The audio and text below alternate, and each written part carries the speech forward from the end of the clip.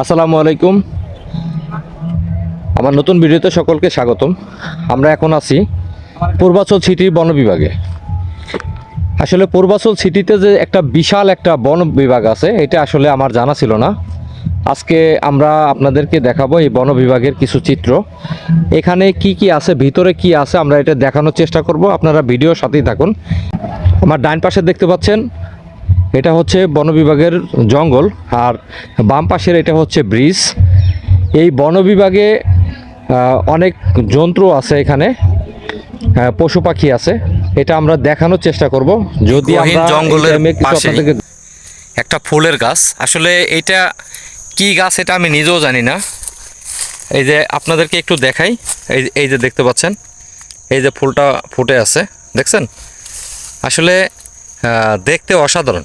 এই যে দেখেন, এটা যে কি ফুল আর এটা গাছের যে কি নাম এটাও আমি বলতেও পারিনি। যে দেখেন তলা দিয়ে কিভাবে ফুলগুলা পড়ে আছে।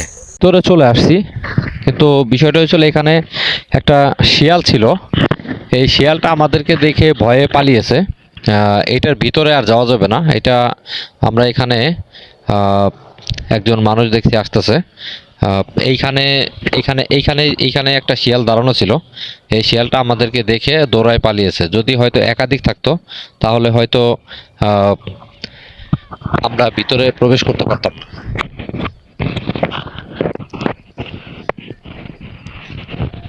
এই যে দেখেন, আমরা কিন্তু জঙ্গলের, এই যে দেখেন, এই যে জঙ্গলের ভিতরে চলে আসি।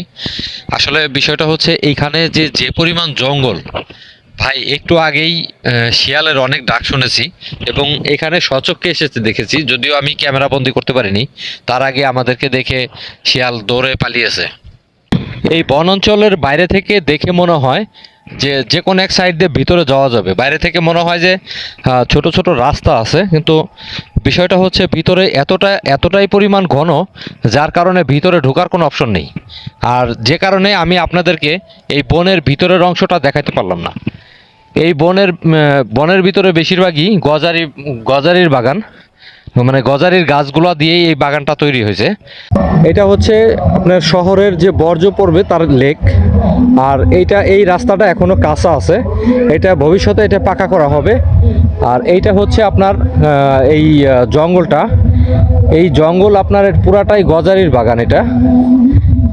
এটা আসলে কোন সাইড দিয়ে ঢুকবো এটা বুঝতে পারতাছি না। এটার ভিতরে কি আছে আমরা অবশ্যই দেখব এবং আপনাদেরকে দেখানোর চেষ্টা করব। এখানে আমরা আসছি আমি আর আলাউদ্দিন ভাই। আকাশটা দেখতে পাচ্ছেন একেবারে লাল মাটি।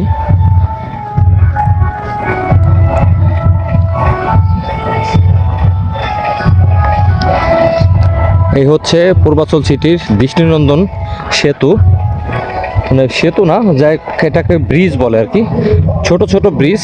পূর্বাচল সিটিতে যতগুলা ব্রিজ হয়েছে সবগুলা ব্রিজ একই রকম ডিজাইন।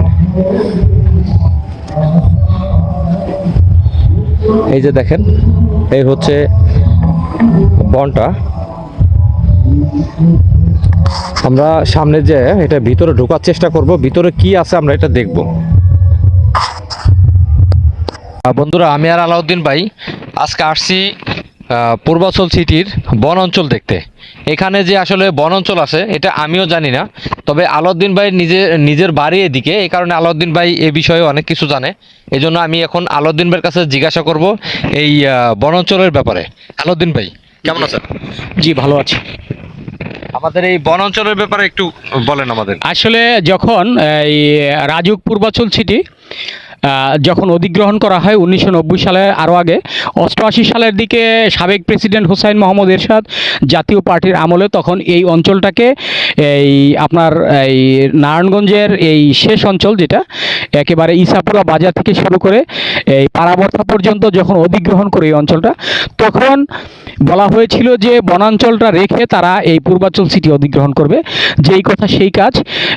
যখন এই 90 সালের পরে অর্থাৎ 2000 2005 সালের পরে যখন এই অঞ্চলগুলো অধিগ্রহণ শুরু করলো এবং এই অঞ্চলগুলো শহর কেন্দ্রিক শুরু করলো, তখন উন্নয়নের করার পরে কিন্তু জনগণের একটা দাবি ছিল যে আমাদের এই যে বন বিভাগটা, এই বনাঞ্চলটা রেখে আপনাদের কাজ করতে হবে। এই অঞ্চলটা কিন্তু এই আপনার রাজুকের আওতায় নয়, এটা বনভূমির আওতায় এই অঞ্চলটা এই মুহূর্তে। আচ্ছা, আমি আর একটা কথা জানতে চাই, এটা হচ্ছে এই বনভূমির ভিতরে, এটার ভিতরে কি কোনো পশু পাখি আছে? হ্যাঁ, অবশ্যই আছে। এই আপনারা হয়তো জানেন গত 23 সালে 2023 সালে এখানে আমরা একটি বাঘের বাচ্চা দেখেছিলাম, ছোট।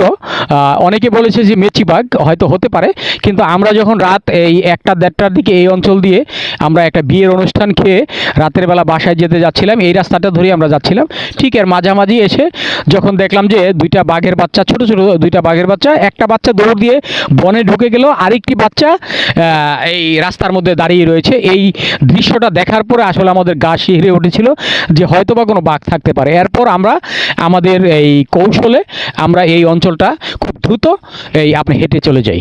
আচ্ছা, এবং এটা এমনকি এইটা বাংলাদেশের প্রায় 25 থেকে 30টা মিডিয়াতেও এসেছে, ইলেকট্রনিক্স এবং ইলেকট্রিক মিডিয়া, সব মিডিয়াতে এই বিষয়টা আপনার তুলে ধরা হয়েছিল। এই বনের ভিতরে কি বানর থাকতে পারে?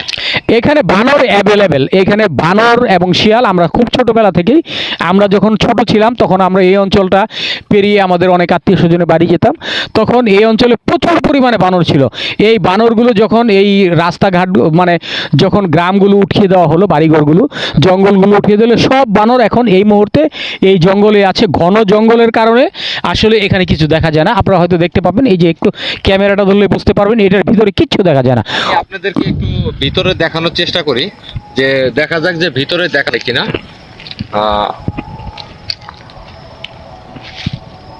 এটা হচ্ছে ভিতরের অংশ, একটু ভিতরে যান, দেখি ভিতরে যাওয়া যায় কিনা। যদি ভিতরে যাওয়া যায় তাহলে আপনাদেরকে আমি অবশ্যই দেখাতে পারবো। আসলে বিষয়টা হচ্ছে এখানে যে পরিস্থিতি, আপনার ভিতরে যাওয়ার মতো কোনো রাস্তাই নেই। বাইরে থেকে মনে হয় যে এদিকে ওদিকে রাস্তা আছে, কিন্তু মূলত এখানে কোনো রাস্তা নেই। একেবারে এত পরিমাণ ঘন গাছ এদিকে যে ভিতরে যাওয়ার মতো পরিবেশ নেই। তো বন্ধুরা, আসলে আমার ভিডিও যদি আপনাদের কাছে ভালো লাগে অবশ্যই লাইক, কমেন্ট, শেয়ার করবেন। আর আমার চ্যানেলে যদি আপনি নতুন হয়ে থাকেন তাহলে আমার চ্যানেলটি সাবস্ক্রাইব করবেন। সবাই ভালো থাকবেন। আসসালামু আলাইকুম।